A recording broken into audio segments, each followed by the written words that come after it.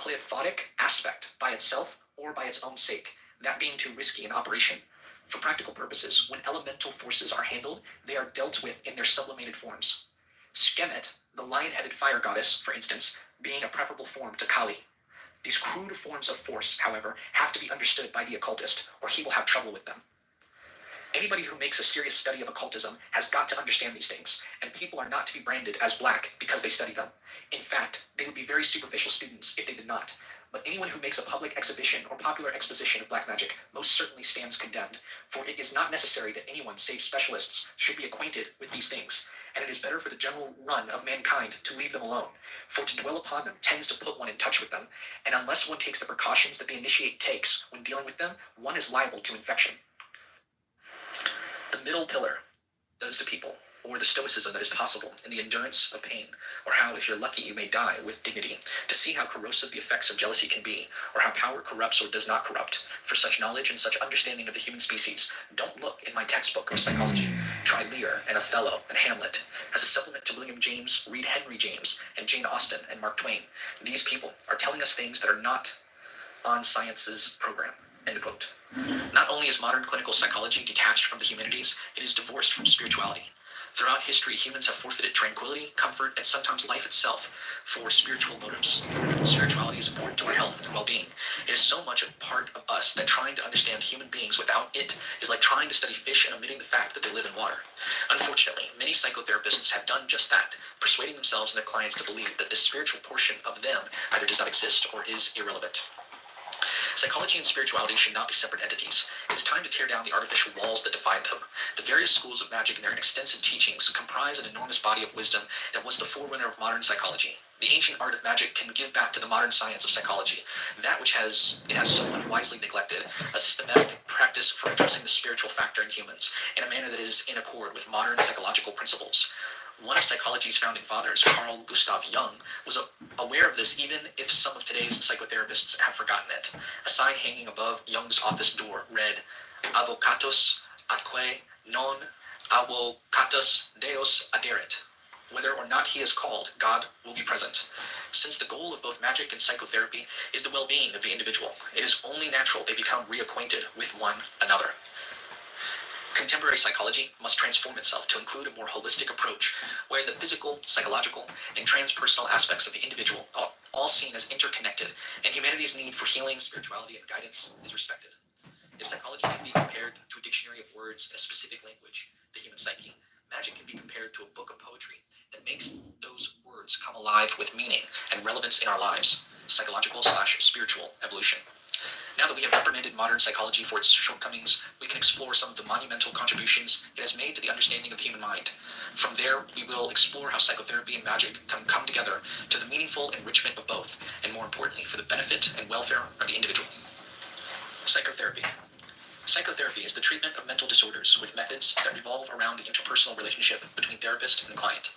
A large portion of this entails helping clients explore their own ideas about themselves. The earliest form of psychotherapy, called psychoanalysis, began with Austrian psychologist Sigmund Freud, 1856 to 1939.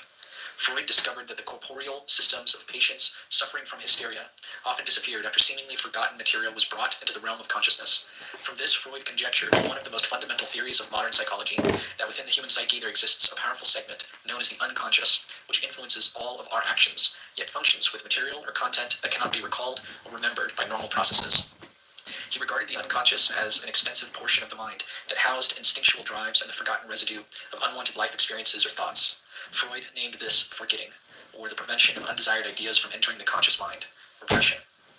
Repression is one of a number of defense mechanisms, unconscious reactions employed to satisfy emotional needs, balance opposing objectives, decrease anxiety resulting from unwanted thoughts, or change reality to make it more bearable. The cornerstone of Freud's psychoanalytic therapy was the conscious recollection or recognition of repressed memories and experiences. The basic tools of this therapy were free association and dream interpretation. In recent years, other forms of psychotherapy, including behavior therapy, hypnotherapy, and group therapy, have become popular. In many cases, psychotherapy is not only employed for the treatment of mental disorders, but for less severe problems. Therapists often assist people in breaking unwanted or compulsive habits, smoking, overeating, etc. Freud's triad of the psyche. Freud developed the theory that the conscious mind is only a small part of our mental composition, and our motivations are caused, for the most part, by factors that we are unaware of. Freud postulated that psyche is divided into three distinct factions: the id, the ego, and the superego. According to Freud, the id is the division of the psyche that is completely unconscious and functions as the origin of instinctual impulses and demands for instant satisfaction of primal needs. It is the reservoir of unconscious drives ruled by the pleasure principle and instant gratification. The ego is that portion of the psyche which is conscious, most directly governs thought and behavior, and is most concerned with outer reality. The ego mediates between the id, the superego, and the stipulations of reality or society. The superego, primarily unconscious, is that which is created by the internalization of moral standards from parents and society. It is the conscious and the ego ideal, a moralizing faculty which monitors and censors the ego. Because of society, parental guidance, and peer pressure, humans experience a process of oppression from the day of birth. Thus, the id and the superego are usually in conflict in most people, since, as Freud thought, repression was necessary in order for humanity to live within the bounds of civilization. Human beings, according to Freud, are motivated by vital animal instincts, primarily the sexual drive, which he called the libido. Other principal elements of psychology uncovered by Freud were the ideas of the Oedipus complex and infantile sexuality. Freud's tools for exploring the human psyche included the hypnosis, dream analysis, and a new technique that he termed free association. The goal of Freudian analysis was to release repressed memories and provide an increase in self-knowledge that would release trapped energies and result in a more satisfying existence for the patient. Jung and spiritual psychology. The works of Swiss psychologist C.G. Jung, 1875 to 1961, can be seen as part of the apex of the occult revival of the late 19th century. Using the new vocabulary employed by Sigmund Freud, Jung described that knowledge of the human psyche which mystics and magicians had gathered since ancient times. What had once been veiled in occult jargon and symbolism, and thus viewed as superstition and nonsense by the public at large, was now for the first time expressed in such a manner that psychologists and other intellectuals sat up and took notice. Jung's exploration of psychology in conjunction with his study of the paranormal made his theories the crucial link between psychology and magic. However, his interest in occult matters was one of the primary reasons for his ultimate break with Freud. The difference between Freud's and Jung's approaches to psychology was primarily Jung's view that the human psyche was a whole organism, and Freud's belief that it was not. Freud extrapolated a rather disorderly picture of the psyche, wherein autonomous components of the mind battled for dominance. Jung saw the psyche as being complete in itself from birth. The various elements of the psyche attempted to work harmoniously together, and their natural inclination was toward unity. While both men recognized two basic halves of the psyche, conscious and unconscious, Jung further divided the unconscious into two levels, personal and collective. In addition, Freud was more concerned with his patient's past, while Jung emphasized the patient's future development. Whereas Freud referred to his method as psychoanalysis, Jung preferred the phrase analytical psychology. Heilsweg. The psychology which Jung very gradually developed was described by him as Heilsweg, a German word which meant sacred way and a method of healing.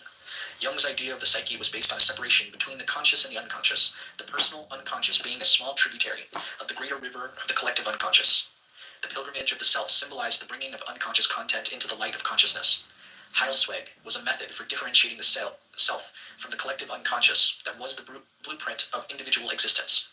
It was a way of individuation, or the process by which a person becomes self-realized, a separate, indivisible unity or whole which contains all aspects of the self. This was a radical departure from Freud's view that people are enslaved to the drives of the id and superego, which pressure them into conforming with society-sanctioned patterns of behavior. According to Jung, the ego's formation of an identity was not only the beginning of true personhood, but also the commencement of a natural polarity between the general and the specific. Several stages marked the process of Heilsweg, or individuation.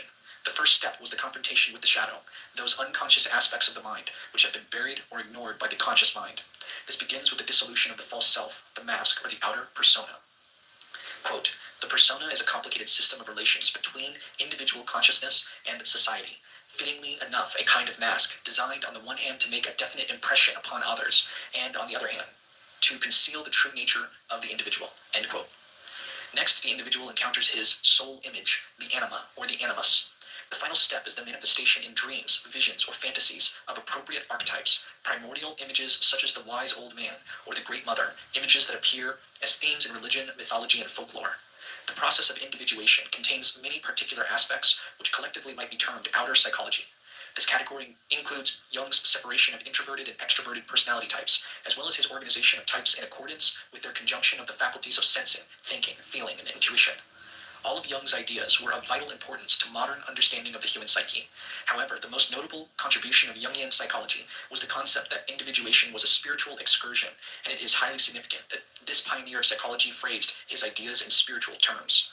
Thus, it is no surprise to find that Jung's system complements the mystical Kabbalah in so many ways. The nature of the psyche. Jung's definition of the psyche included not only that which we call the soul, but also the intellect, the spirit, and the totality of all psychic processes. The psyche is as real as the body is real. All psychic phenomena are real, since the psyche is indistinguishable from its manifestations. The psyche expresses itself in images that are full of meaning and purpose. It creates reality every day. It has its own peculiar structure and form. Quote, "For the psyche as it presents itself, as it is experienced by us, is inseparable from our physical being. But this by no means implies a biological dependency. The psyche deserves to be taken as a phenomenon in its own right. There are no grounds at all for regarding it as a mere epiphenomenon, dependent though it may be on the functioning of the brain. One would be as little justified in regarding life as an epiphenomenon of the chemistry of carbon compounds." End quote. The psyche consists of many parts, but there are two primary divisions that are interrelated: consciousness and unconsciousness. Unconsciousness. The unconscious is not simply the absence of consciousness. It is the division of the mind containing elements of psychic makeup, such as memories or repressed desires, that are not subject to conscious perception or control, but that often affect conscious thoughts and behavior. The personal unconscious is that unknown part of the individual human mind that is older than the conscious part of the mind. It is the primal portion from which consciousness arises. This unconscious, equivalent to Freud's superego, is unique to the individual, and it contains suppressed, forgotten, or subliminally perceived contents originating from a person's life. Whereas the mind can be trained, the unconscious cannot. It is a creative, autonomous psychic entity that is beyond subjective control. Jung concluded that the collective unconscious does not include personal characteristics distinctive to one's individual ego, but rather the sum of what is inherited from the biological and psychic structure common to the human race. They are those acts and mental patterns that are universally shared by all humanity. The primordial images of the collective unconscious are the result of thousands of years of human struggle and experience. Quote, "Every great experience in life, every profound conflict, evokes the accumulated treasure of these images and brings about their inner constellation, but they become accessible to consciousness only when the individual possesses so much self-awareness and power of understanding that he also reflects on what he experiences instead of just living it blindly. In the later event, he actually lives the myth and the symbol without knowing it." End quote. Consciousness. Consciousness is that component of waking awareness perceptible to a person at any given instant. It is a state of being mentally awake and observant, of having an awareness of one's environment and one's own existence, sensations, and thoughts. Consciousness is therefore the function which sustains the relationship between psychic content and the ego. Many mistake consciousness with mere thinking, when consciousness actually includes feeling, will, fantasy, and all other facets of waking life. Sentience is one of humanity's defining attributes, as stated by Jung. Quote, "Man's capacity for consciousness alone makes him man." End quote. Elsewhere, Jung states, quote, "And yet the attainment of consciousness was the most precious fruit of the tree of knowledge, the magical weapon which gave man victory over the earth, and which we hope will give him a still greater victory over himself." End quote. Jung believed that the most important objective for any individual was the attainment of harmony between the two halves of the psyche, the conscious and the unconscious. In this manner, man would achieve the, quote, "greater victory over himself." End quote. The shadow. Quote, "If the repressed tendencies, the shadow as I call them, were obviously evil, there would be no problem whatsoever. But the shadow is merely somewhat inferior, primitive, unadapted, and awkward, not wholly bad. It even contains childish or primitive qualities which would, in a way, vitalize and embellish human existence." End quote.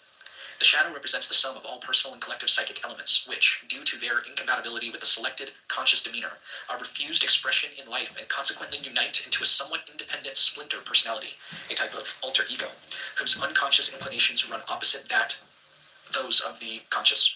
It is our dark brother, who is a hidden but undeniable part of our total psyche.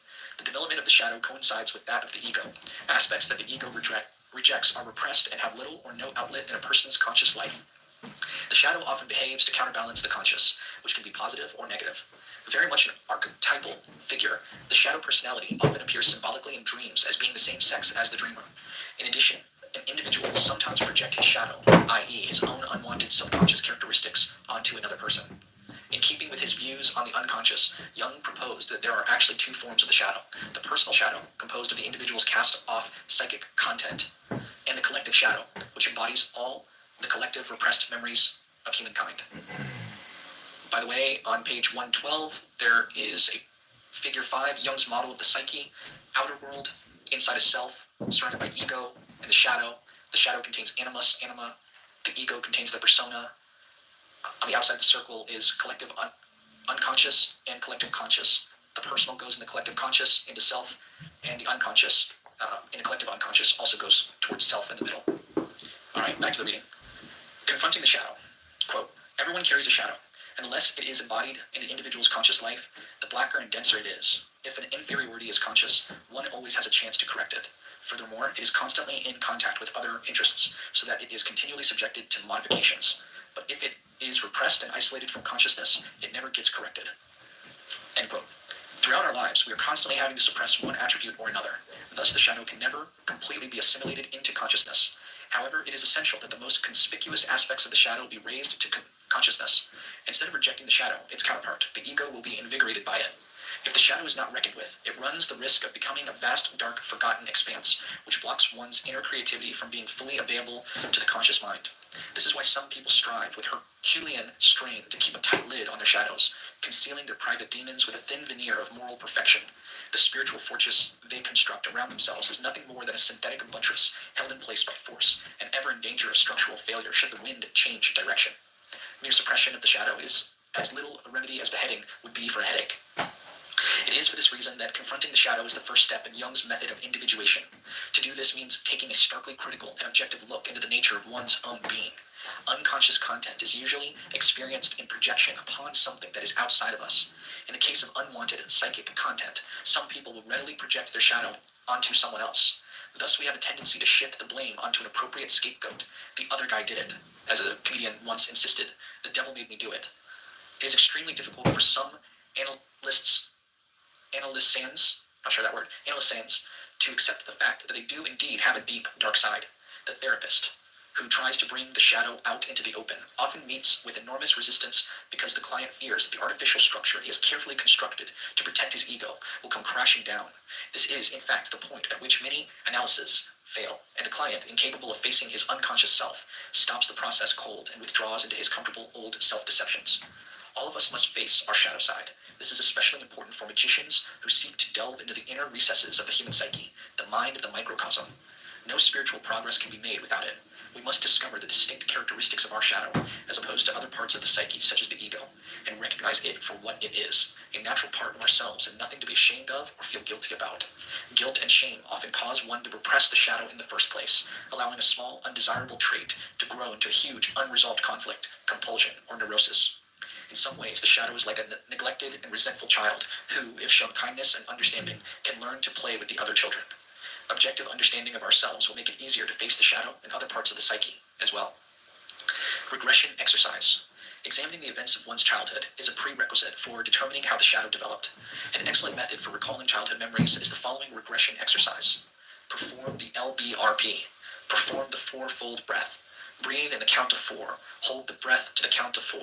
Exhale to the count of 4. Keep the lungs empty to the count of 4. Sit in a comfortable position or lie down, eyes closed. Spend a few minutes inducing relaxation and rhythmic breathing. Visualize yourself within your present surroundings. As you continue the fourfold breath, see yourself going backwards in time. As you inhale to the count of 4, think of last spring. Hold the breath for 4 counts and think of last winter. Exhale to the count of 4 and imagine last fall. On the empty, hold to the count of 4, think of last summer. Continue the exercise in this fashion, going backwards in time, from spring to winter, fall, and summer, ever backwards, keeping pace with the fourfold breath. You may decide to go back in time in 5-year intervals, 5 years, 10 years, 15 years, 20 years, etc. At any one of these intervals, stop and visualize yourself at that particular point in time. Observe how you looked, how your surroundings looked, the people around you at that time, how you felt about yourself, and how you saw your world. Examine significant events that occurred which shaped your view of the world and of yourself. When ready to end the exercise, use the fourfold breath to visualize time moving forward again. Inhale, spring, full hold, summer. Exhale, fall, empty hold, winter. Move time forward again until you arrive at the present. End the exercise with the LBRP. Always record your observations. You should practice this exercise several times, deciding beforehand what time in the past you wish to examine further. If you become quite proficient in this technique, you can go back 1 year at a time, all the way to birth. Trauma release exercise. Sometimes traumatic experiences or memories are responsible for creating parts of the shadow personality. In such cases, a trauma release exercise can help the analysand let go of the calamitous experience and begin to heal. The technique for this is as follows. Have the person lie on their back. Place your right hand on their forehead and your left hand at the back of their head. A breathing technique to further relaxation is helpful at this point. Next, guide the person to slowly visualize the traumatic event in the reverse order it happened, to a time before it occurred. In other words, emphasize that the details of the event will look like a videotape running in reverse and in slow motion. Then have the person run this mental tape in its natural order, forward in time, until arriving at the initial point when the event began. Guide the person to repeat this backward and forward motion until they no longer feel an emotional connection to the event. At the close of the session, have the person take a long, deep breath as they reflect upon any stress or concerns. Hold the breath for a few seconds and then release it, letting go of any residual tensions. Repeat this process 3 times. It is usually recommended that the person do this exercise a number of times on their own over a period of a few weeks to be certain that it is effective. It can also be done entirely solo, if preferred. Anima and animus. The second step in the process of individuation is defined by the encounter with the animus or the anima. The anima is the embodiment of the reflective feminine nature of man's subconscious, while the animus is the personification of the creative masculine nature of a woman's subconscious. Both are soul images, which usually manifest themselves in anthropomorphic form as fantasy lovers in dream and imagination. Animus and anima have a direct relationship with the persona or mask. If the persona is emotional, the soul image is rational, and vice versa. They are two of the most important archetypes, often influencing how we respond to members of the opposite sex. People often search out and are attracted to someone who symbolizes the attributes of their own psyche. Quote, every man carries within him the eternal image of women, not the image of this or that particular woman, but a definitive feminine image. This image is fundamentally unconscious, an hereditary factor of primordial origin engraved in the living organic system of the man, an imprint or archetype of all the ancestral experiences of the female, a deposit, as it were, of all the impressions ever made by women. Since this image is unconscious, it is always unconsciously projected upon the person of the beloved, and it is one of the chief reasons for passionate attraction or aversion. End quote. We must learn to discriminate between interior and exterior manifestation of the anima and animus, just as we must distinguish ourselves from our shadow. Whereas the conscious recognition of the shadow brings forth the knowledge of one's own dark side, as it relates to a person's own sex, so does the recognition of the animus or anima provide the means for understanding the contrasexual portion of the psyche. It is precisely this lack of discrimination that leads a person to repeatedly seek out a certain kind of mate, a bad boy, or a nasty girl, type who will inevitably treat them poorly. This is exactly how some individuals, in failing to differentiate between their own soul image and secret inner desires and a prospective mate, project the inner image outward and consequently fall into bad relationships time and time again. Sometimes the animus and anima can be symbolized by parental figures, leading some people to try to find a companion who resembles their father or mother in some way. While attempting to find the perfect mate, externalization of the soul image leads some to look outside of themselves for the perfection and beauty that lies within. This is true for most people who choose a mate who represents the subconscious portion of the psyche. And since no human mate can fit perfectly into the transferred image, after time, the carrier of the projection displays his or her own character traits, resulting in frustration and discord in the relationship. If a person could only recognize the soul image within as a part of their own inner self, they would stop attributing their flaws to their mate and retract the projection. Any psychic energy that has been bound up in the projection would be freed for other, more progressive pursuits. The encounter with the soul image usually takes place later in life, after the dynamics of youth, reproduction, and the priorities of the outer world have been satiated. Confronting the soul image is an indication that the second half of one's life has commenced. Once the contrasexual soul image has been brought to consciousness, however, it may not be possible to, quote, lose ourselves completely, end quote, in the love of another, for we have now found the object of that love within us. This brings with it the realization that we are, in fact, complete within ourselves, and we do not need a slavish love to a projected illusion in order to prop us up. Instead, we are enabled to develop a deeper love and a conscious devotion to our partner. The proper role of the soul image is that of the psychopomp, guiding the soul around impasses on its own way towards spiritual transformation. It is the mediator between the conscious and the unconscious. Whereas the persona is the reconciler between the ego and the outer world, the soul image is the reconciler between the ego and the inner world. Once fully realized and integrated, the soul image can bring incredible enrichment into consciousness and a vital expansion of the true self. Archetypes. The third step in the process of individuation is the manifestation of archetypes. An archetype is an idea, mode of thought, or God form that has manifested from the inherited experiences of humankind from the collective unconscious. Quote, the concept of the archetype is derived from the repeated observation that, for instance, the myths and fairy tales of world literature contain definite motifs which crop up everywhere. We meet these same motifs in the fantasies, dreams, deliria, and delusions of individuals living today. These typical images and associations are what I call archetypal ideas. The more vivid they are, the more they will be colored by particularly strong feeling tones. They impress, influence, and fascinate us. They have their origin in the archetype, which in itself is an irrepresentable, unconscious, pre-existent form that seems to be part of the inherited structure of the psyche and can therefore manifest itself spontaneously anywhere at any time. End quote. According to Jung, once the soul image has been integrated, next comes the manifestation of the major archetypes of spirit and matter. These include the wise old man as the spirit principle in man, and the great mother as the principle of matter or nature in women. Here we are dealing with the primal roots of the psyche of either sex back to its origins, and the ancient god forms from which they derive. Both the wise old man and the great mother can appear in a multitude of figures from all world mythologies. They are the sky gods, earth mothers, heroes, heroines, magicians, priests, priestesses, prophetesses, harvest gods, and fertility goddesses of all pantheons. These ancient archetypes are transcendent energies that can bring much wisdom and spiritual growth. Jung referred to archetypal figures of the psyche as mana personalities. This is a particular archetype or group of archetypes that the individual psyche most strongly expresses or manifests. A person who has mana is said to have power and influence over others, but also runs the risk of becoming self-centered and megalomaniacal. This is because these great universal archetypes produce a potent attraction which can, in some instances, entice the individual into identifying him or herself with the archetype, creating a type of self-aggrandizement or ego inflation. Such is the path of many modern-day messiahs, self-appointed gurus, and power-mad spiritual leaders. Quote, an inflated consciousness is always egocentric and conscious of nothing but its own existence. It is incapable of learning from the past, incapable of understanding contemporary events, and incapable of drawing right conclusions about future. It is hypnotized by itself and therefore cannot be argued with. It inevitably dooms itself to calamities that must strike it dead. End quote. All of us surrender to such arrogance during this process of individuation. However, the creative energies that are stimulated in the psyche by the appearance of archetypes can be fully accessed only after one has humbly acquired the ability to discern the difference between him or herself and them. On the road to self-growth, we must not mistake personal insights into our own inner workings as messages from God to his new chosen prophet. We must work to clarify our relationship to spirit and nature as represented by the gods' archetypes. These potent and eternal forces are a part of our psyche that are meant to empower and inspire us. Magicians regard archetypes as various forms or images of divinity that teach us about ourselves and our place in the divine universe.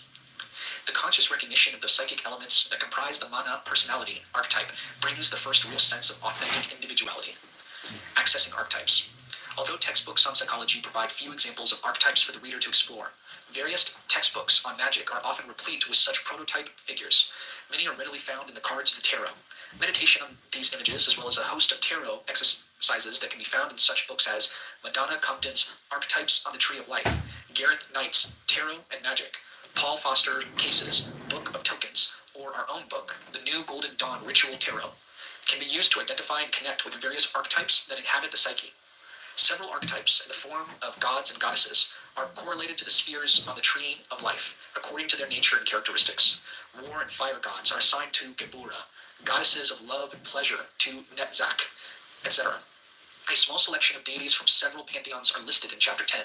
Meditation on these figures can aid in understanding the archetypal beings that one may encounter in the process toward true self-awareness. It is important that the student not fall into the trap of the psychologization of magic that is a result of misunderstanding Jung's theories. To the pop psycholo-occultist, the archetypes, deities, and symbols are simply creations of the human mind. They have no existence beyond the individual human being. Pop psychology sometimes gives the impression that humans create, work with, and discard archetypes as easily as an old pair of shoes in a kind of superficial mental role-playing game. This view does not do Jung's theory justice, since archetypes exist eternally and independently of any individual. To truly understand this, one must be willing to accept the spiritual, magical side of human existence. We are part of a cosmic ecosystem, so to speak. Self-realization. Throughout the process of individualization, unconscious content has been gradually raised into consciousness. Combined with the dissolution of the persona and the decrease in the sovereign power of the conscious mind, this new awareness brings with it a state of psychic imbalance. Magicians refer to this time as, quote, the dark night of the soul, end quote. This intentionally creates imbalanced works to remove any mental impediments which stand in the way of further psychic growth. If the conscious mind is able to absorb and develop the psychic content emerging from the subconscious, then this state of balance induces the independent, intuitive activity of the unconscious to create a new equilibrium, and the result, as Jung put it, is, quote, the victory over the collective psyche, end quote. Then and only then is the medium between the conscious and the unconscious to be found. This is the archetypal image of the self, and self-realization is the final step on the path of individuation. The emergence of the self is a transformation of the psyche, which involves a whole new outlook toward life. This is no easy process. Primal impulses from the subconscious will still assail us, but no longer will we totally identify ourselves with them or flee from them. We must do our best. The demographic won't be able to afford it if we push the rate up 1%, or if we push the inflation rate up. Well, hold on. You know what I asked it, actually? Here's what I asked it. I said, of all politicians, like, which can you think of as, like, what was the first question? Has the highest according to you? And this is what it's saying. Paul Manafort, Trump's 2016 campaign chair. Michael Flynn, Trump ex-national security. Room and you can go in the room. So would you like me to unfollow you so that I can't do that?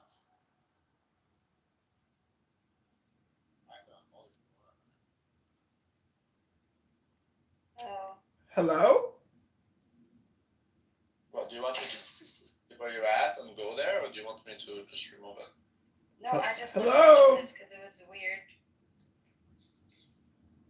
Well, I want you to be comfortable, so if you'd like me to remove you as a friend, I would do that. Oh, really? For everything you said, you want me to be comfortable. That's so nice. Alright. Wow. Of course I want you to be comfortable. Hello? Who's now subscribed? Should I keep following We you? can hear you. Nigga, should I keep following you or not? Oh, did he just use the N-word?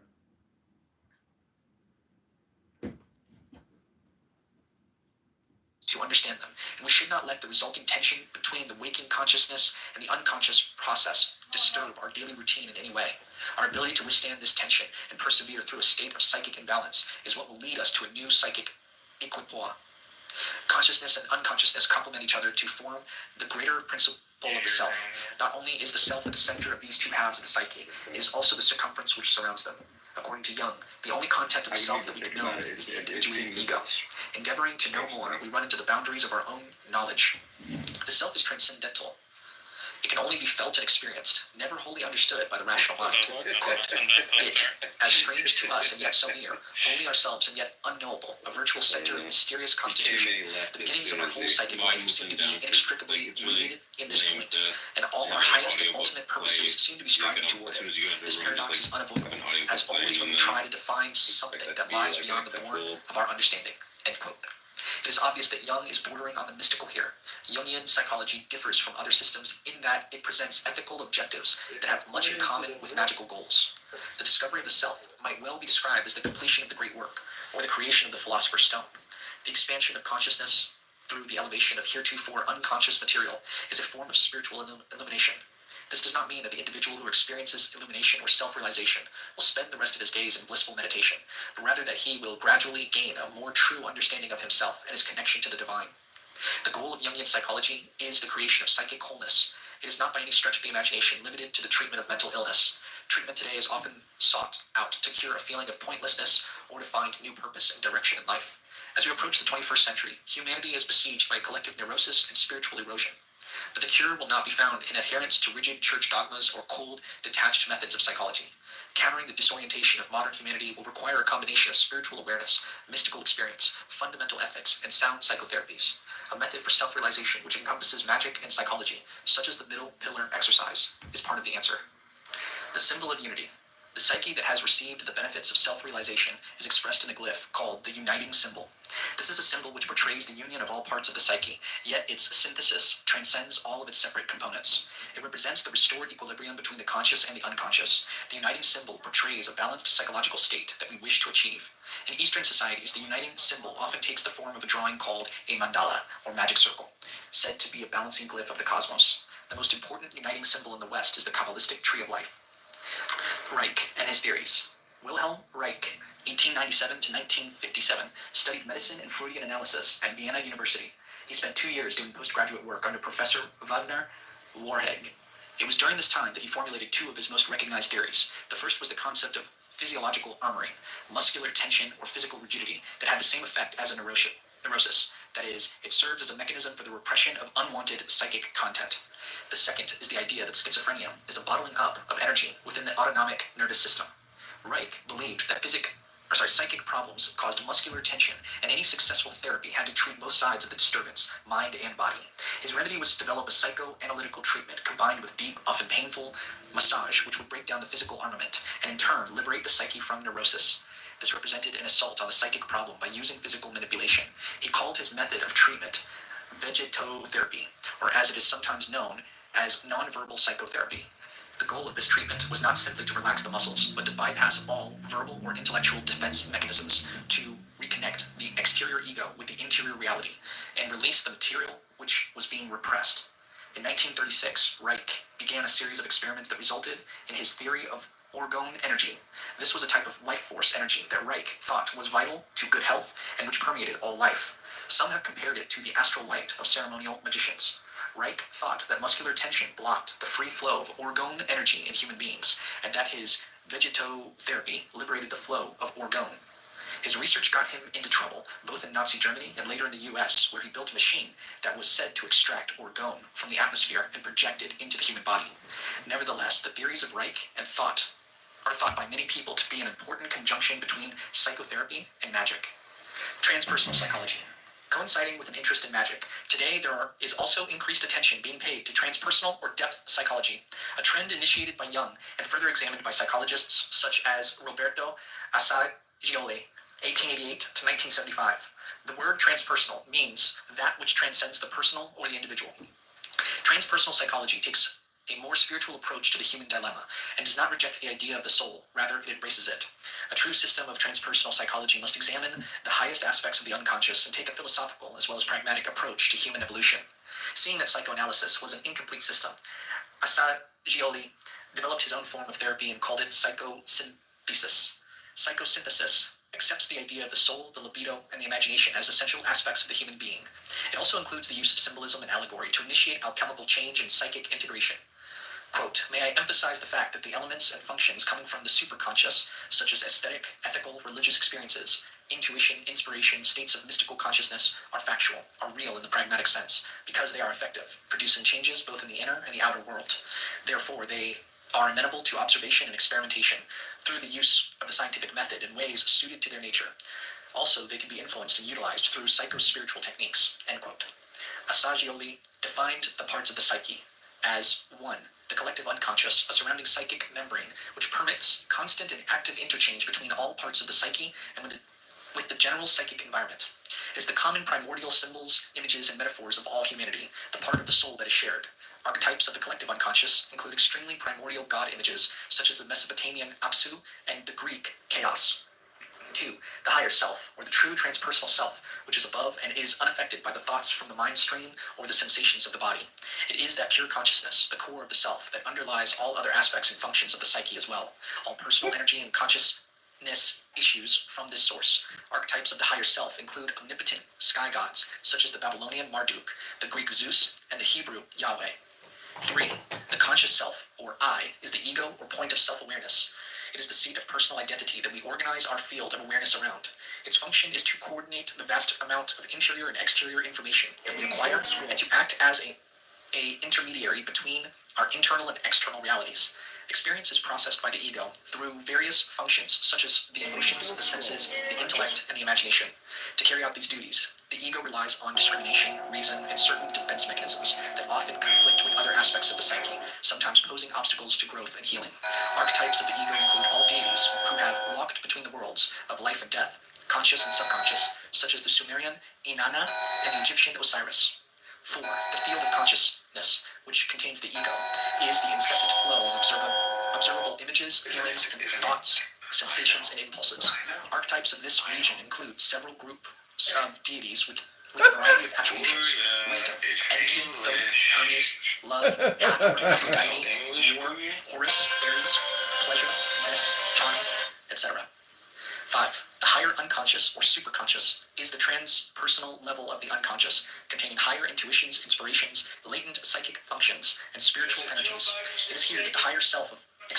itself in various forms through archetypes. The ordinary person is usually unaware of these forces and archetypes until they are brought to light during the process of self-realization. Archetypes of the superconscious include the first gods of a pantheon, such as the Greek Titans or the Norse giants. 6. The middle unconscious is an inner region similar and accessible to that of the waking consciousness. This contains all things in our field of awareness that we are not normally aware of, but that we can become aware of. It is an unconscious matrix that underlies the conscious mind, where the mental activities are incubated before their birth into consciousness. Archetypes of the middle unconscious include all deities who are associated with prophecy and oracles, such as the Greek divinities Apollo and Gaia. Narrator's note, there is a figure 6, Asagioli's model of the psyche. It contains a picture of the higher self, the collective unconscious, in an oval, and then a circle in the middle of that oval. And the circle in the middle is the field of consciousness, and a point in the center is the conscious self. And there's higher consciousness, higher unconscious, middle unconscious, and lower unconscious within the oval. 7. The lower unconscious contains fundamental drives, primitive urges, inferior dreams, and complexes. This is the personal unconscious, which is the storehouse of hidden memories, repressed psychic content, and the shadow personality. This part of the psyche is accessed by working with hypnosis, trance, and imagery. Archetypes of the lower unconscious include all underworld deities, such as the Sumerian goddess Erish, Kigal, and the Greek divinities Hades and Persephone. If we were to add anything to Asagioli's model, it would be the body or manifest psyche, which must be considered in a holistic psychology. Mind and body are interrelated extensions of one another. Just as physical discomfort can affect the mind, through focused visualization, can affect the body. Archetypes of the manifest psyche include all earth deities, such as the Egyptian Geb, the Babylonian Nin-Hursag, and the Greek Demeter. Asagioli's division of the psyche is remarkably similar to the Kabbalistic model of the soul. Like Jung, he saw the pressing need for all human beings to achieve a balanced inner integration and true self-realization, and he outlined a system for achieving this goal in 4 stages. 1. Through knowledge of one's personality. This includes a frank analysis of all parts of the psyche, both conscious and unconscious, including the shadow. Psychoanalysis is the method used by the therapist for this objective. In magic and alchemy, it is the first half of the equation, solve et coagula, dissolve and coagulate. 2. Control of the personality's various elements. After having discovered all parts of the psyche, we must take control of them. According to Asagioli, one of the most effective ways of achieving this is a method called disidentification, which aids in the dissolution of harmful complexes whose newly freed energies can be controlled and used toward more positive ends. Dispelling these complexes requires the methods of objectification, critical analysis, and discrimination. In magic, the shadow aspects of the psyche are collectively called the evil persona. They must be recognized, subjugated to the magician's higher spiritual will, and their energies transmuted and employed for the completion of the great work. 3. Realization of one's true self, the discovery of creation of a unifying center. The intermediate link, which, if focused on and identified with, allows for the integration/unification of the lower and higher selves, and freedom from selfish interests and personal limitations, a point of connection between the individual and the divine self, which is reflected and symbolized in that point. 4. Psychosynthesis, the formation or reconstruction of the personality around the new center. Once the unifying center is found, the next step is to gradually and systematically build a new ideal personality around it in an organized, purposeful manner and with clear, achievable goals in mind. Practical psychosynthesis commences with the construction of this new personality. This process involves the active utilization of all available energies and the transmutation of unconscious and previously latent forces, development of those aspects of the personality which are weak or insufficient. It is accomplished through techniques of autosuggestion, affirmation, visualization, and by the systematic training of the less developed functions of imagination, will, and memory. Finally, all the various psychological energies and functions must be coordinated as the new personality achieves a stable, organized form. There are many levels in the process of transmutation and self-realization, and as stated earlier, they are not always entirely pleasant. It is a multifaceted process which includes several stages: the elimination of impediments which block the flow of energies between the superconscious and the lower realms of consciousness, evolvement of latent or dormant higher functions, memory, will, imagination, etc., and stages where the ego must yield to the work of the higher self and withstand the stresses and unavoidable discomfiture that the process requires. In magic, this is the spiritual discipline of the great work and reunification, the second half of the solve et coagula formula of alchemy. It represents our goal to become more than human, or in less mystical terms, to become the best possible human being we can be, evolving to our fullest potential. Various methods and tools are employed in psychosynthesis, just as they are in other transpersonal psychologies. In psychosynthesis, the focus is always on a holistic approach to treatment, and all techniques used are subservient to the health, well-being, and psychic integration of the individual. The keeping of a diary, dream analysis, free association, hypnosis, group analysis, psychodrama, relaxation, meditation, music therapy, autosuggestion, humor therapy, chromotherapy, disidentification, visualization, development of the will, utilization of the symbols and metaphors, transmutation and sublimation of sexual energies, and development of the imagination are but a few of the methods used to obtain self-realization. One of the goals of psychosynthesis is to integrate the superconscious as much as possible into the conscious and unconscious realms. Numerous metaphors for this process of self-realization and self-integration can be found in the language of the alchemists. What spiritual alchemy describes as the transformation of lead into gold is simply another way of describing the transmutation of the mundane into the spiritual, discord into harmony, and the personal into the transcendent. Imagination and the transconscious self. With the lines between psychology and magic becoming increasingly transparent, we arrive at a new, more transcendent interpretation of consciousness. The connecting link between all parts of the self is the transconscious self. Composed for the most part, of the processes of imagination, intuition, and will, the transconscious is a reconciling intelligence with a unique nature. It has the ability to move through, communicate with, and cause change on all levels of the psyche, and is capable of a wide range of powers associated with communication and transformation. The imagination is the essential aspect of the transconscious self. It is a potent medium for the processes of inspiration, transmutation, integration, and transcendence. The transconscious imagination operates as a single organized mechanism, purposefully flowing between all portions of the psyche with a unifying objective. Its vast creative resources are a primary influence in the development of music, dance, literature, and other art forms. The transconscious imagination expresses itself in two ways: the intuitive imagination and the creative imagination, which relate respectively to the natures of the reflective anima and the creative animus. Together, these two archetypes coalesce into the partly androgynous archetype of Hermes, the messenger god, who symbolizes the transconscious imagination as the psychopomp, the guide, healer, and protector of the soul. The language of the soul and the imagination is revealed in symbol, image, and allegory. Therefore, in all mythologies, the many figures, places, and situations are metaphors for different archetypes, as well as different aspects of the psyche and transformative experiences. Thus does Hermes, representing the soul guide and the transconscious self, communicate to all levels of the psyche through symbol and myth. The imagination is one of the most important tools of magic. A focused imagination is employed by magicians for everything from the consecration of talismans to healing. Concentration on a visualized image or symbol is the key to this type of working. In healing, the source of the infection or injury is often visualized as being dissolved, or the sick individual is imaged as being free from the diseased. The exploration of the unconscious realms usually begins with the image of descending into a basement, a cave, or the underworld. Superconscious levels are often contacted by visualizing the climbing of a steep hill or climbing the branches of a mystical tree. Properly used, the imaginative faculties of the transconscious self can be used to activate the latent faculties of the psyche and bring renewed health and well-being to the entire mind/body system. The Tree of Life. The Kabbalah is the mystical system of the medieval Jews. Its exact origins are buried in antiquity. Its primary symbol, the Tree of Life, is said to be a glyph of the essence of God, the origins of the cosmos, the soul of man, and a model of how to live in accordance with the divine plan.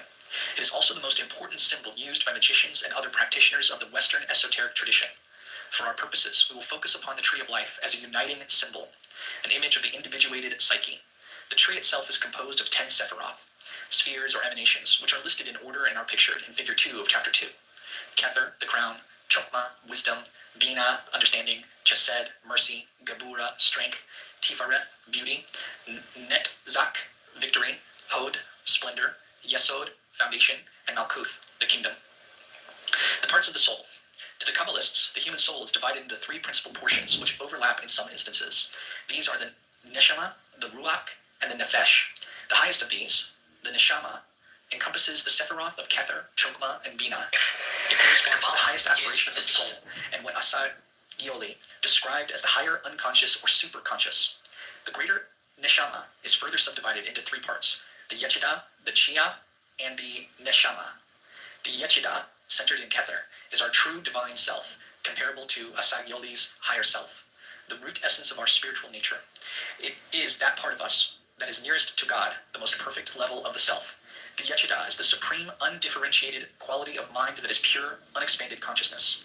It simply is. I am that I am. The Chia, or life force, located in Chokmah, is the highest active principle in the human soul. It is our divine will, our inquisitive urge to become more than human, symbolized by the masculine soul image of the animus, or the figure of the supernal father. The Chia is the source of our powers of action. The subdivision of the Neshama, as distinct from the greater Neshama, is the intuitive soul located in Bina, although it lends its name to the other supernals as being generally descriptive of the soul's greatest aspirations. It is also the most approachable of the three supernal parts of the soul. The neshama in Bina is symbolized by the feminine soul image of the anima, as well as the Shekinah, the supernal mother, or the Gnostic Sophia. It is the source of human perception, comprehension, and spiritual understanding. Narrator's note, there is a figure 7. At the top is a circle neshama, with neshama, yechida, and chia. There's the Kabbalist tree of life, and there's 3 circles. I'll link all these in the description below. All right, let's move on. The neshama in Bina initiates delineating ways in which the self can be defined as being unique to the individual, as well as limitless in archetypal manifestation.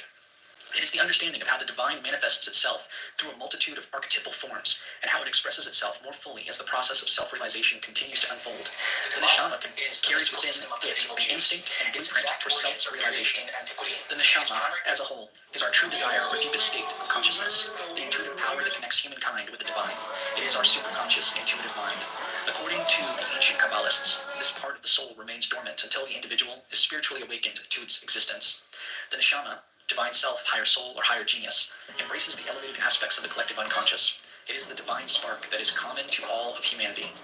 Between the neshama and the middle part of the soul is a great boundary known as the abyss. This is the line of intersection between mortal and eternal, personal and transpersonal, separateness and unity. That which is above the abyss is immortal and common to us all. That which is below the abyss is temporary and individual. The shadowy sephira, or rather non-sephira, of God is located within the abyss.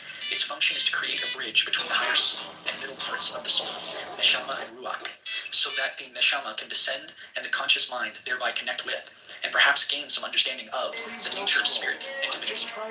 The middle soul, or rational self, the ruach, is located in the 5 sephiroth, from chesed to yesod, although it is centered in tiferet.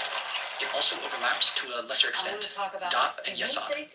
This is the conscious mind and reasoning powers, the conscious part of our being, which is the abode of the ego. This is the seat of outer consciousness, where humanity becomes aware of thought images and is able to fashion thoughts into actions. It is here that human beings use their powers of discrimination as the mind navigates continuously between both secular and transcendent functions. 5 faculties are to be found in this pentad of spheres: memory, chesed, will, gebura, imagination, tiferet, emotion, netzach, and intellect, hod. The 2 lowest of these functions, corresponding to the spheres of netzach and had, are quite easy for the average person to understand. The 3 higher faculties of the ruach, attributed to the 4th through the 6th sephiroth, are somewhat more difficult to access. This is because of the demarcation called the veil of Haroketh that exists on the tree between Tifereth and the 2 lower spheres of netzach and had. Thus, the higher ruach faculties of memory, will, and imagination are obstructed somewhat and are often less accessible to the individual than are the lower functions of thinking and feeling. The ruach contains both the middle unconscious and the field of consciousness of Asagioli's system, as well as his concept of the conscious self or ego. The higher self or lower genius, sometimes called the Agoeides, which mediates between the divine self of the neshama and the lower self, which is located in the ruach, primarily in Tifereth. This is also the seat of the personal ego, which interacts between the divine superconsciousness and the lower self, and constantly attempts to organize and interpret one's personal experience, both inner and outer experience. The persona, a conscious but artificial mask that we present to the outer world, is also to be found in the ruach. The nefesh, or lower side, resides in yesod, comparable to Asagioli's lower unconscious. Taken seriously. A genuinely scientific attitude must be unprejudiced. The sole criterion for the validity of a hypothesis is whether or not it possesses an heuristic, i.e. explanatory value. The question now is, can we regard the possibilities set forth above as a valid hypothesis?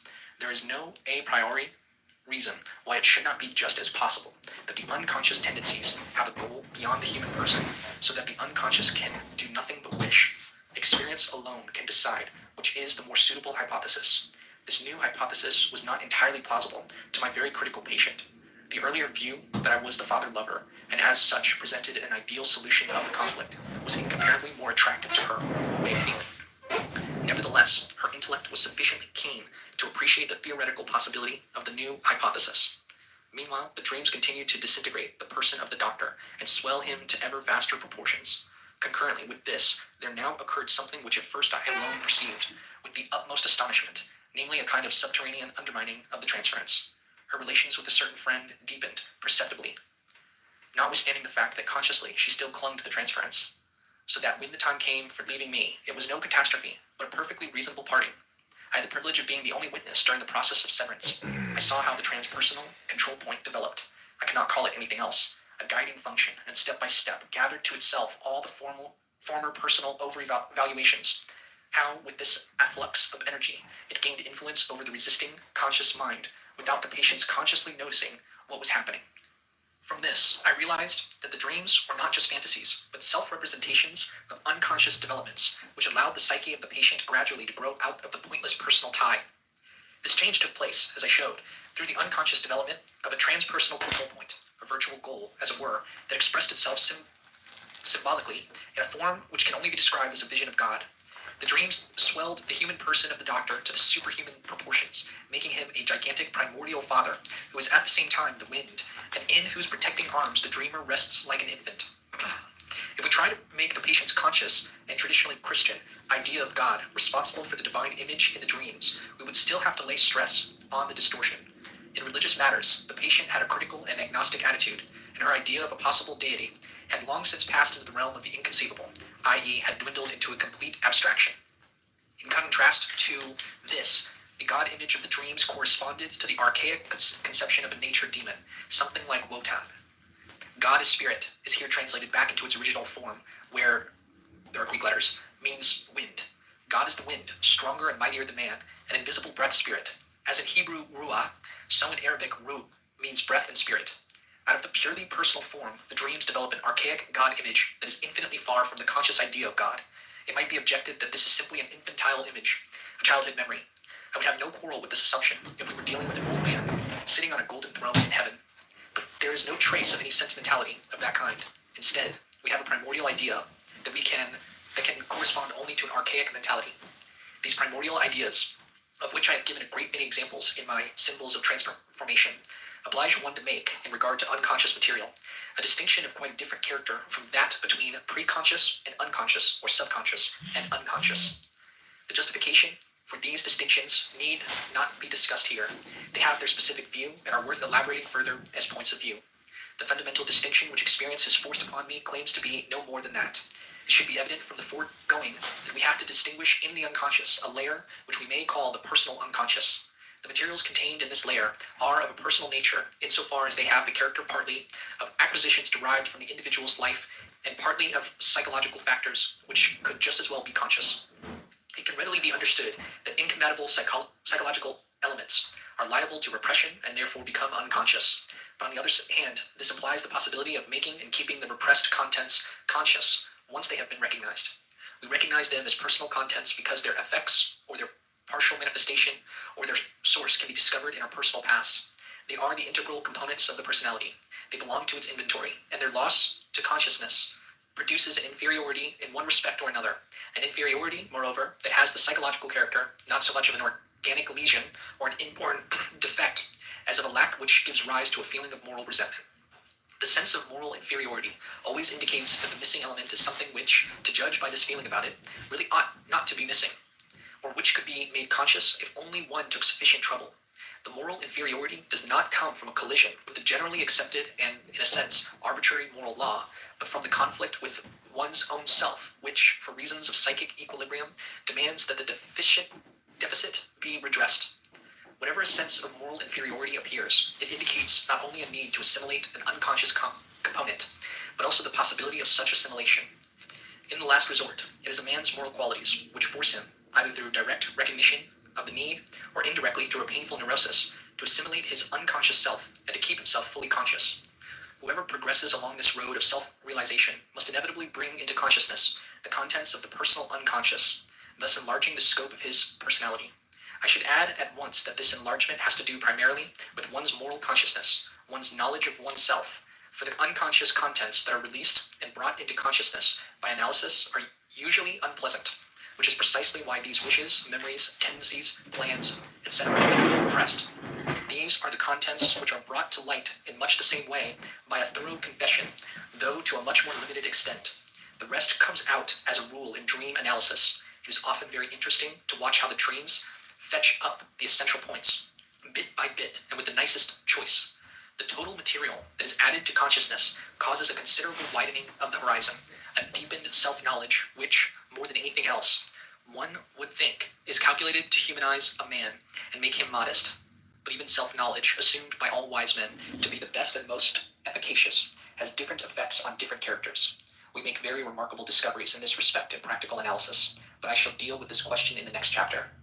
As an example of the archaic idea of God shows, the unconscious seems to contain other things besides personal acquisitions and belongings. My patient was quite unconscious of the derivative of spirit from wind, or of the parallelism between the two. This content was not the product of her thinking, nor had she ever been taught it. The critical passage in the New Testament was inaccessible to her. And there's some Greek. Since she knew no Greek, if we must take it as a wholly personal acquisition, it might be a case of so-called cryptomnesia, the unconscious Greek recollection of a thought which the dreamer had once read somewhere.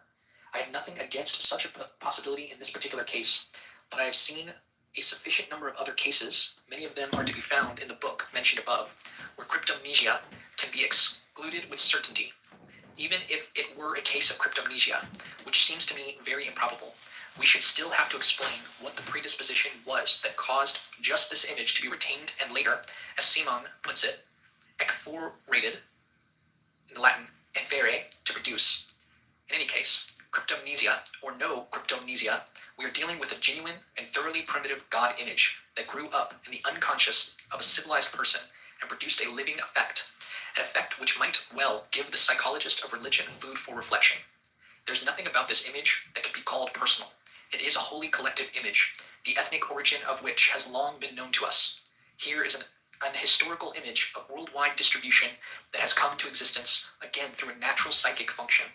This is not so very surprising, since my patient was born into the world with a human brain, which presumably still functions today much as it did of old. We are dealing with a reactivated archetype, as I have elsewhere called these primordial images. These ancient images are restored to life by the primitive, analogical mode of thinking peculiar to dreams. It is not a question of inherited ideas, but of inherited thought patterns. In fact, in view of these facts, we must assume that the unconscious contains not only personal, but also impersonal, collective components in the form of inherited categories or archetypes. I have therefore advanced the hypothesis that at its deeper levels, the unconscious possesses collective contents in a relatively active state. This is why I speak of a collective unconscious. 2. Phenomena resulting from the assimilation of the unconscious. The process of assimilating the unconscious leads to some very remarkable phenomena. It produces in some patients an unmistakable, often unpleasant increase of self-confidence and conceit. They are full of themselves. They know everything. They imagine themselves to be fully informed of everything concerning their unconscious, and are persuaded that they understand perfectly everything that comes out of it. At every interview with a doctor, they get more and more above themselves. Others, on the contrary, feel themselves more and more crushed under the contents of the unconscious. They lose their self-confidence and abandon themselves with dull resignation to all the extraordinary things that the unconscious produces. The former, overflowing with feelings of their own importance, assume a responsibility for the unconscious that goes much too far, beyond all reasonable bounds, and the others finally give up all sense of responsibility, overcome by a sense of the powerlessness of the ego against the fate working through the unconscious.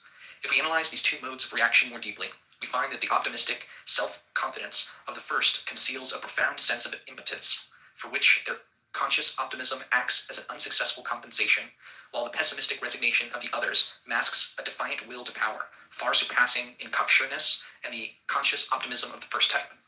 With these two modes of reaction, I have sketched only two crude extremes. A finer shading would have been truer to reality. As I have said elsewhere, every analysand starts by unconsciously misusing his newly won knowledge in the interests of his abnormal neurotic attitude, unless he is sufficiently freed from his symptoms in the early stages to be able to dispense with further treatment altogether. A very important contributory factor is that in the early stages, everything is still understood on the objective level, i.e., without distinction between imago and object, so that everything is referred directly to the object. Hence, the man for whom other people are the objects of prime importance will conclude from any self-knowledge he may have imbibed at this stage of the analysis. Aha, so that is what other people are like. He will therefore feel it his duty, according to his nature, tolerant or otherwise, to enlighten the world. But the other man, who feels himself to be more the object of his fellows than their subject, will be weighed down by this self-knowledge, and become correspondingly depressed. I am naturally leaving out of account these numerous and more superficial natures, who experience these problems only by the way. In both cases, the relation to the object is reinforced. In the first case, in an active, in the second case, in a reactive state. The collective element is markedly accentuated. The one extends the sphere of his action, the other the sphere of his suffering. Adler has employed the term godlikeness to characterize certain basic features of neurotic power psychology.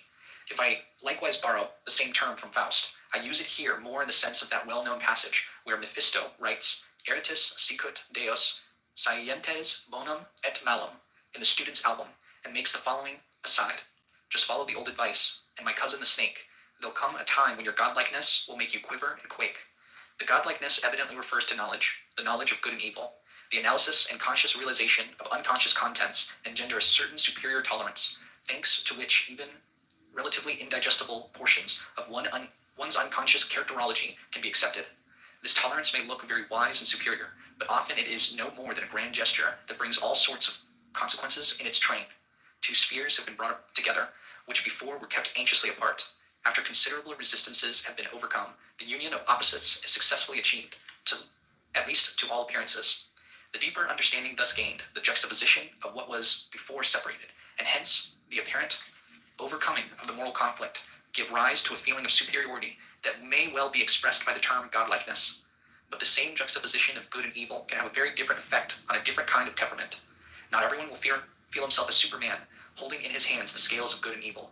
It may also seem as though he were a helpless object caught between hammer and anvil, not in the least a Hercules at the parting of the ways, but rather a rudderless ship buffeted between Scylla and Charybdis. For without knowing it, he is caught up in perhaps the greatest and most ancient of human conflicts, experiencing the throes of eternal principles in collision. Well might he feel himself like a Prometheus, chained to the Caucasus, or as one crucified. This would be a godlikeness in suffering. Godlikeness is certainly not a scientific concept, although it aptly characterizes the psychological state in question. Nor do I imagine that every reader will immediately grasp the peculiar state of mind implied by godlikeness.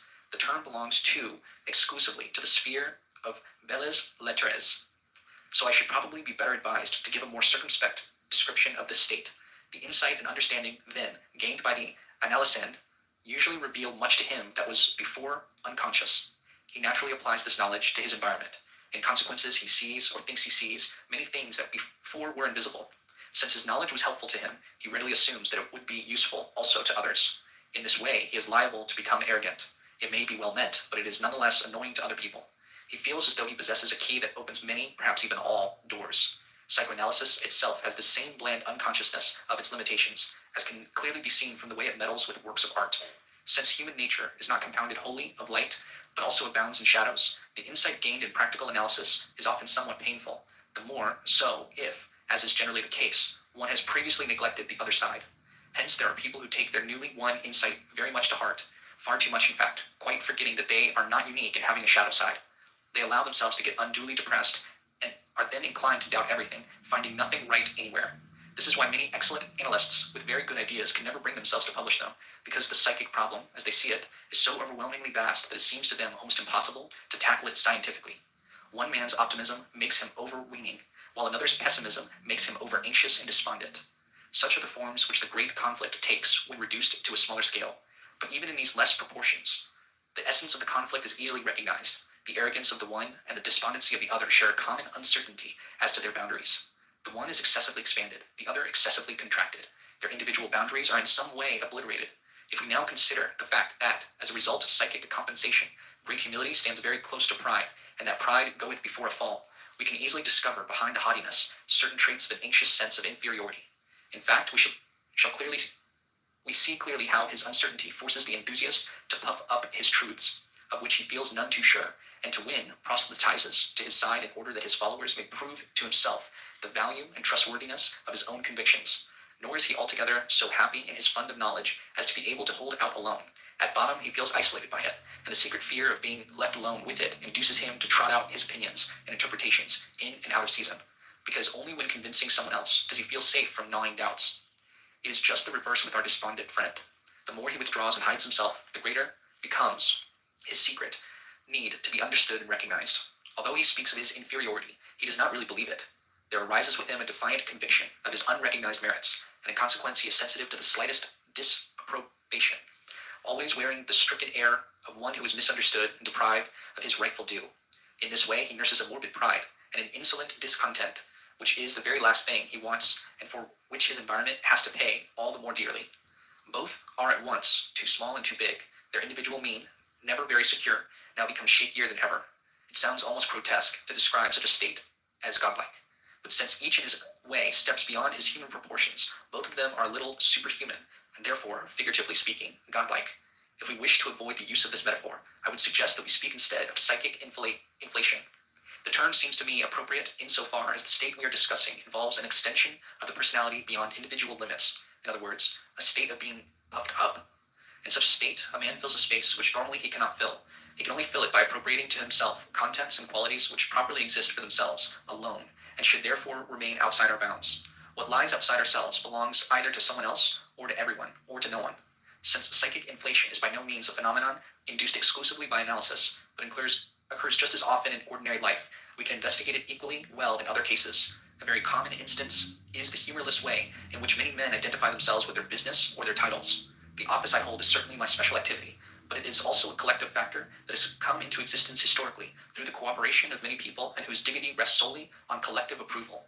When, therefore, I identify myself with my office or title, I behave as though I myself were the whole complex of social factors of which that office consists, or as though I were not only the bearer of the office, but also, and at the same time, the approval of society. I have made an extraordinary extension of myself, and have usurped qualities which are not in me, but outside me. L'état, c'est est moi, is the motto for such people. In the case of inflation, through knowledge, we are dealing with something similar in principle, though psychologically more subtle. Hence, it is not the dignity of an office that causes the inflation, but very significant fantasies. I will explain what I mean by practical example, choosing a mental case whom I happened to know personally, and who is also mentioned in a publication by Mader. The case is characterized by a high degree of inflation. In mental cases, we can observe all the phenomena that are present only fleetingly in normal people, in a cruder and enlarged form. The patient suffered from a paranoid dementia with megalomania. He was in telephonic communication with the Mother of God and other great ones. In human reality, he was a wretched locksmith's apprentice who at the age of 19 had become incurably insane. He had never been blessed with intelligence, but he had, among other things, hit upon the magnificent idea that the world was his picture book, the pages of which he could turn at will. The proof was quite simple. He had only to turn around, and there was a new page for him to see. This is Schopenhauer's world as will and idea, in unadorned, primitive concreteness of vision. A shattering idea indeed, born of extreme alienation and seclusion from the world, but so naively and simply expressed that at first one can only smile at the grotesqueness of it. And yet, this primitive way of looking lies at the very heart of Schopenhauer's brilliant vision of the world. Only a genius or a madman could so disentangle himself from the bonds of reality as to see the world as his picture book. Did the patient actually work out or build up such a vision, or did it just befall him? Or did he perhaps fall into it? His pathological disintegration and inflation points rather to the latter. It is no longer he that thinks and speaks, but it thinks and speaks within him. He hears voices. So the difference between him and Schopenhauer is that in him, the vision remained at the stage of a mere spontaneous growth, while Schopenhauer abstracted it and expressed it in a language of universal validity. In doing so, he raised it out of his subterranean beginnings into the clear light of collective consciousness. But it would be quite wrong to suppose that the patient's vision had a purely personal character or value, as though it were something that belonged to him. If that were so, he would be a philosopher. A man is a philosopher of genius only when he succeeds in transmuting the primitive and merely natural vision into an abstract idea belonging to the common stock of consciousness. This achievement, and this alone, constitutes his personal value, for which he may take credit without necessarily succumbing to inflation. But the sick man's vision is an impersonal value, a natural growth against which he is powerless to defend himself, by which he is actually swallowed up and wafted clean out of the world. Far from his mastering the idea and expanding it into a philosophical view of the world, it is truer to say that the undoubted grandeur of his vision blew him up to pathological proportions. The personal value lies entirely in the philosophical achievement, not in the primary vision. To the philosopher as well, this vision comes as so much increment, and is simply a part of the common property of mankind, in which, in principle, everyone has a share. The golden apple dropped from the same tree, whether they be gathered by an imbecile locksmith's apprentice or by Schopenhauer. There is, however, yet another thing to be learnt from this example, namely that these transpersonal contents are not just inert or dead matter that can be annexed at will. Rather, they are living entities which exert an attractive force upon the conscious mind. Identification with one's office or one's title is very attractive indeed, which is precisely why so many men are nothing more than the decorum accorded to them by society. In vain, one would look for a personality behind the husk. Underneath all the padding, one would find a very pitiable little creature. That is why the office, whatever this outer husk may be, is so attractive. It offers easy compensation for personal deficiencies. Outer attractions, such as offices, titles, and other social regalia, are not the only things that cause inflation. These are simply impersonal quantities that lie outside in society, in the collective consciousness. But just as there is a society outside the individual, so there is a collective psyche outside the personal psyche, namely the collective unconscious, concealing, as the above example shows, elements that are no whit less attractive. And there, just as a man may suddenly step into the world on his professional dignity, Messieurs, à présent, c'est jour, boy, so another may disappear out of it equally suddenly when it is his lot to behold of these mighty images that put a new face upon the world. There are the magical representations collectives, which underlie the slogan, the catchword, and, on a higher level, the language of the poet and mystic. I am reminded of another mental case, who was neither a poet nor anything very outstanding, just a naturally quiet and rather sentimental youth. He had fallen in love with a girl, and as so often happens, had failed to ascertain whether his love was requited.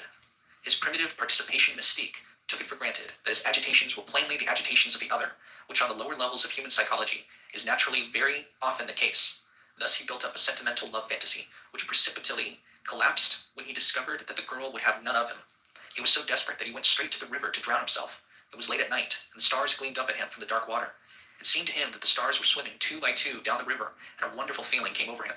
He forgot his suicidal intentions, and gazed fascinated at the strange, sweet drama. And gradually he became aware that every star was a face, and all these pairs were lovers, who were carried along, locked in a dreaming embrace. An entirely new understanding came to him. All had changed. His fate, his disappointment, even his love, receded and fell away. The memory of the girl grew distant, blurred, but instead he felt with complete certainty that untold riches were promised to him. He knew that an immense treasure lay hidden for him in the neighboring observatory. The result was that he was arrested by the police at 4 o'clock in the morning, attempting to break into the observatory. What had happened? His poor head glimpsed a Dantesque vision, whose loveliness he could never have grasped had he read it in a poem. But he saw it, and it had transformed him. What had hurt him most was now far away, a new and undreamed of world of stars, tracing their silent courses far beyond this grievous earth, had opened out to him the moment he crossed Proserpine's threshold.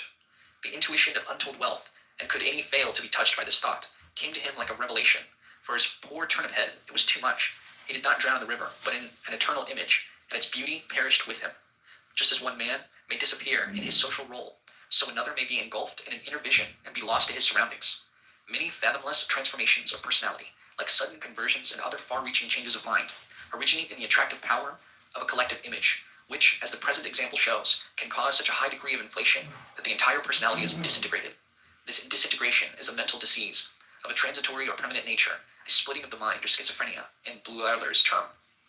The pathological inflation naturally depends on some innate weakness of the personality against the autonomy of collective unconscious contents. We should probably get nearest to the truth if we think of the conscious and personal psyche as resting upon the broad basis of an inherited and universal psychic disposition, which is as such unconscious, and that our personal psyche bears the same relation to the collective psyche as the individual to society.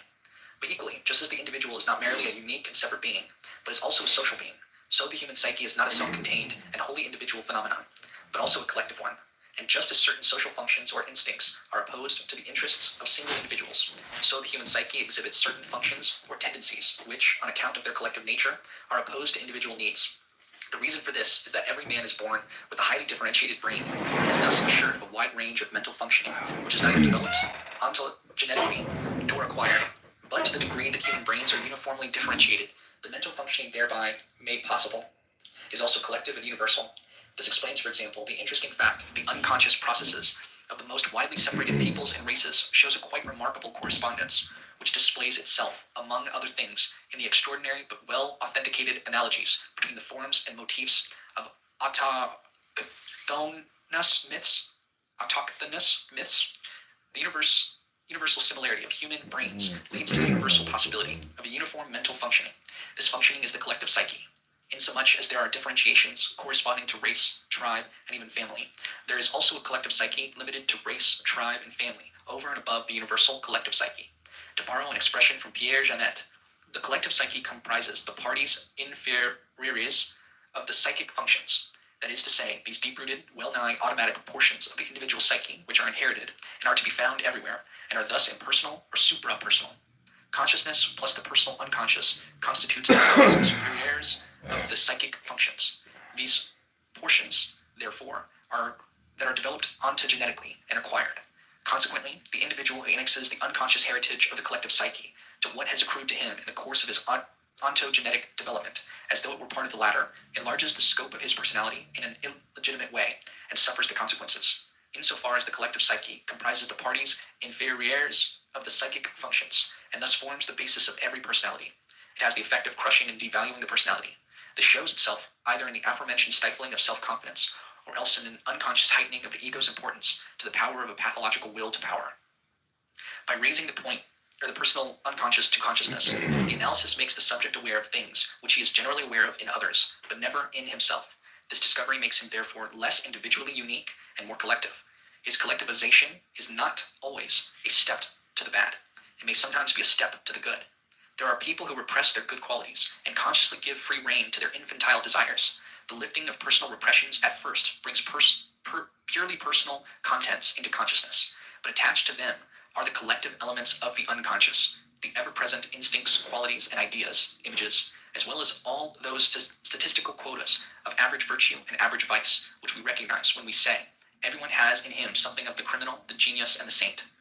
Thus, a living picture emerges, containing pretty well everything that moves upon the... I'll share words to the wise, guys. If you're, you gotta keep watering the garden. You gotta keep watering the plant. The plant needs attention every day, or if not every day, every other day.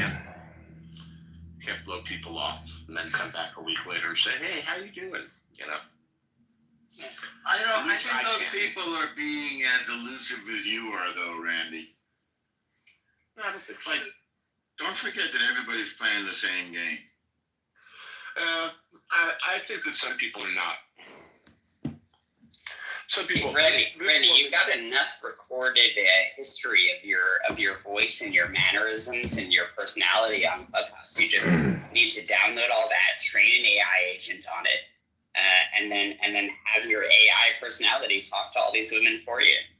And tell it to be you can even turn up the suave a little bit, Someday, but not yet.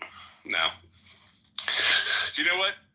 That would probably work for most people, but my personality is so very unique that I don't believe AI could really replicate it. But anyway, I'm just, the question is, how long? Oh, Norm left too. Great. Oh boy, I am a real fucking winner, huh? Whoever I'm talking to just right leaves. there, right at the end. They just abandoned us. I don't know. It's okay.